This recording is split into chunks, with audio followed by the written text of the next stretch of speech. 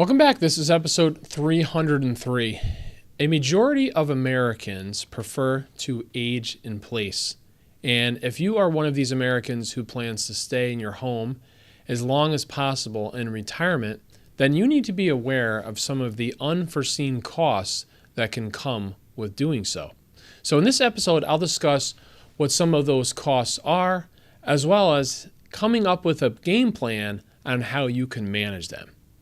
If you haven't already done so, if you're watching on my YouTube channel, please click the subscribe button below to make sure you don't miss an episode. And if you're listening on your favorite podcast app, you can also follow or subscribe by clicking the follow or subscribe button as well. And as a special thank you to all my listeners, I'd like to give you a free electronic version of my recent book called Fiduciary. In it, I discuss how to find the ideal financial advisor for you, as well as questions to ask when interviewing advisors, and discuss many of the helpful tips when planning your retirement, managing your investments, planning for the right insurance, and also setting up your estate plan. To download a free copy, head over to retirewithryan.com, and at the top of the homepage, you will see click and download a free electronic version. And there's also a link where you can be taken to Amazon and a few other websites that if you want to purchase a physical copy, you can do so as well for a low price of just about $11. Now, according to a recent article on MarketWatch, the majority of Americans desire to age in their homes. And if you're watching on YouTube, you can find a link to this article in the description below, or if you're listening, you could head over to retirewithryan.com/podcast/303, because this is episode 303, to find a link to that article also. And if you're not familiar, aging in a home means staying in your home as long as possible, possibly even dying in your home, or possibly going to a nursing home or other facility if you can no longer physically stay in your home. Now, this is appealing for a number of reasons. It causes a lot less stress on any of us as opposed to uprooting our home and having to move to a new location, maybe even a totally new area that will be unfamiliar to you. And it also gives more independence in control. You're in control of your house. You control how things are managed, right? There's a lot of benefits. It certainly sounds appealing to a lot of us. However, as the article points out, many people understand the emotional benefit of aging in place. It's very easy to understand that, as we discussed, but the financial estimates of what it will cost to stay in place are often underestimated or not even really thought about altogether. And these underestimated costs can erode one's retirement savings if retirees aren't prepared for these expenses and they haven't planned for them. According to AARP, as many as 77% of people age 50 and older want to stay in their home as they age, but only 49% believe that they will be able to do so. And less than 4% of all U.S. homes are a single floor living space that have a no-step entry, have wide hallways and doorways, and have these features that allow for accessibility, according to the Harvard University's Joint Center for Housing Studies. So, meaning most homes are not set up for individuals to have these things that really are helpful if you want to age in place in the most easy way possible. So what are some things that you have to consider, some expenses? And there's really 5 main areas that are potentially going to impact and most likely will impact you from a financial standpoint if your desire is to age in your house. So number 1 is home modifications. This is obviously the first and probably most obvious expenditure when you think about if you want to stay in your home, such as changing, physical needs. A common thing is installing grab bars maybe in bathrooms, replacing doorknobs with single lever handles. These are low-cost changes that you could easily make. But if your mobility worsens, especially if the decline is rapid, costs can rise exponentially. If you need to install, let's say, a walk-in tub or shower, this can easily be in excess of $10,000. I've personally had clients tell me that they have received quotes of $18,000 to install a walk-in shower. If you need to install a stair lift, if you need to widen doors or add access ramps, this will also require thousands of dollars. For my mom, as I mentioned, passed away a few years ago from cancer. And towards the end, before she passed away, my dad installed a stair lift to help her get up the stairs, but she only used it once, unfortunately, before she passed away, and it cost over $5,000. And, after she passed away, shortly after installing the stair lift, my dad reached back out to the company that installed it to see if there were any refunds. As you can imagine, there are no refunds. And, if you wanted to take it out, there'd be additional cost. So you have to think about these things, the cost, and also what the long-term implications would be. And, a common thing you hear a lot is that you'd want to add a first floor bedroom or bathroom to an existing home. That can be a major renovation. It can be extremely expensive, and it might be prohibitive as far as staying in your house, especially if you have to do this last minute. So planning ahead with what you might need to do to your home is really vital.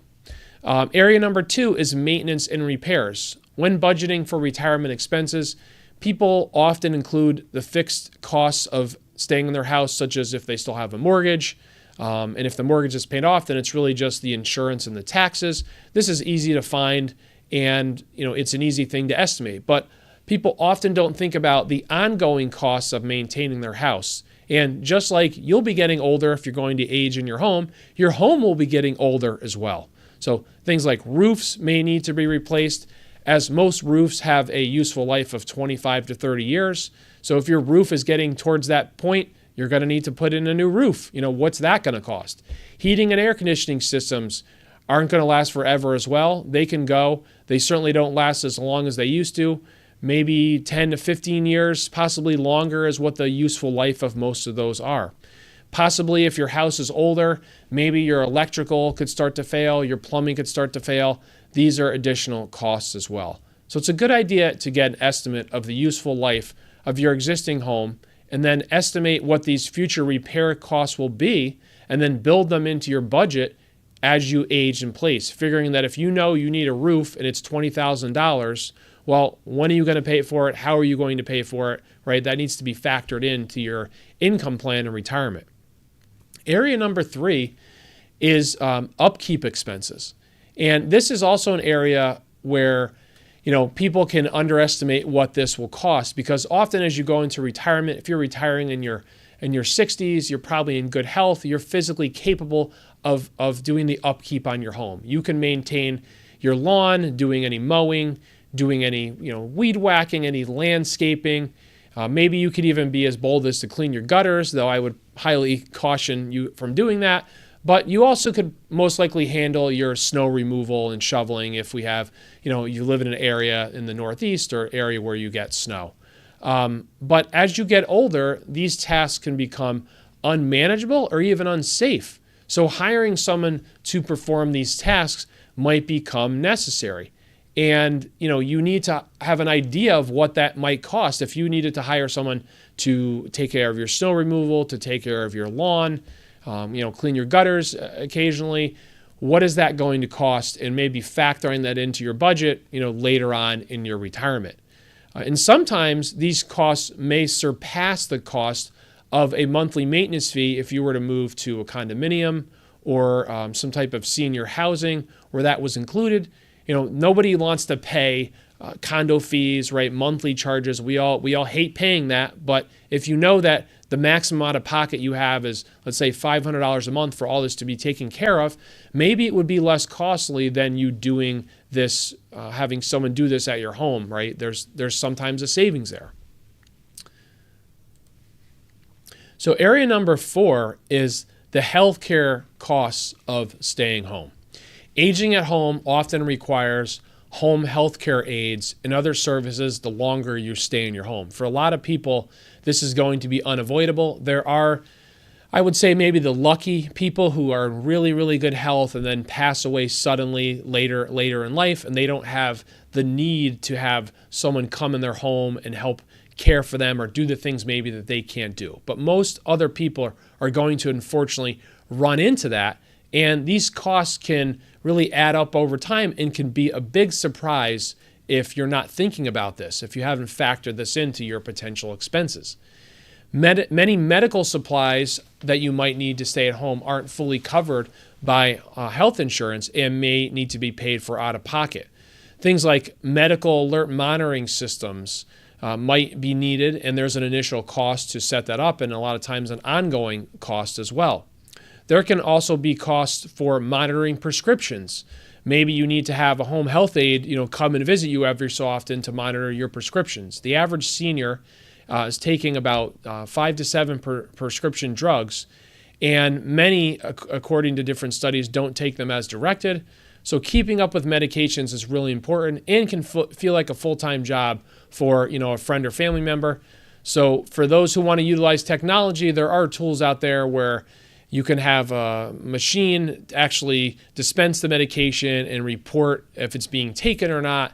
That can be passed on to caregivers or family members who will then know if you missed taking your medication. So there's things you can do, but it can be an additional cost that you have where you don't have it now that you'll need to factor in. Transportation to medical appointments, transportation to other appointments could become an issue if down the road you're no longer able to drive, and how will you pay for that? Possibly there are services in some towns where you can get free rides. That's a possibility, or maybe you need to enlist the help of a friend or family member. And the fifth area that can really add up and could be a surprise is just in-home care and support. Many retirees plan to stay in their home, and they hope to do so without help. But the reality, as I said earlier, is that most people are going to need some level of assistance as they age in their homes. And people are often surprised to know that Medicare doesn't cover long-term care or assisted living. And this can be a significant expense. If you're having to pay for a home health aide to come in and check on you, that can really add up over time. And according to the article, home care is one of the most underestimated and unanticipated costs when planning to age in place.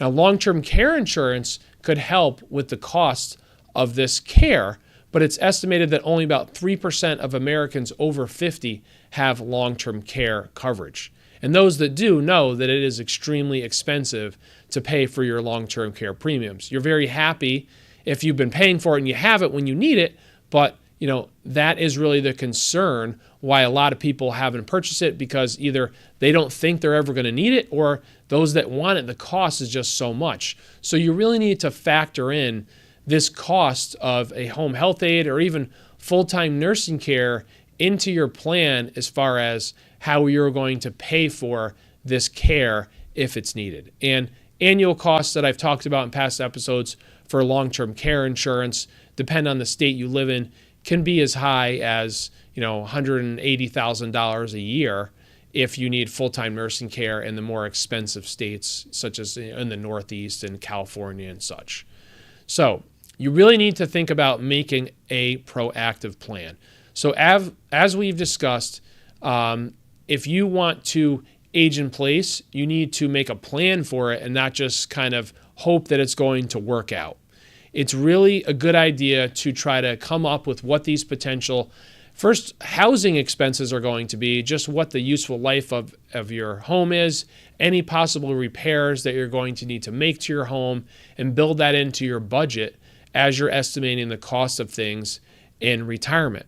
And if you find that it's really not feasible to stay in your house, that it's going to be too costly, then it's really a great time to be thinking about your other options, because currently real estate prices are very high, meaning you could sell your house for a very high value, and it's really a seller's market in most states. So if you're thinking about selling, moving into senior housing, moving into a condominium, moving in with a family member or a friend, possibly downsizing, it's a great time to think about it, because you're going to be able to get a lot for your property. Now, it also means you're going to possibly pay more for your other property, but that also means that if you're buying something that's maybe at a lower price point than your current house you're selling, there could be some advantage there.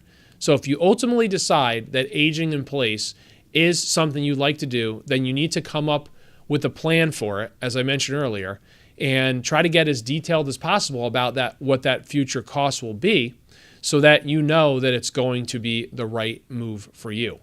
You don't want to find out down the road that staying in your house is unaffordable and be forced to make last-minute decisions if a health event comes up and you can no longer stay in your home, and being forced to sell your house at the last minute or try to find somewhere else to move to, that's not a situation that you want to be with. Now, obviously, things can come up that are out of your control, but you want to try to come up with a plan while you're healthy, while you have the ability to make these decisions and come up with a strategy about what your plan is going to be, and then factor that into your overall retirement plan.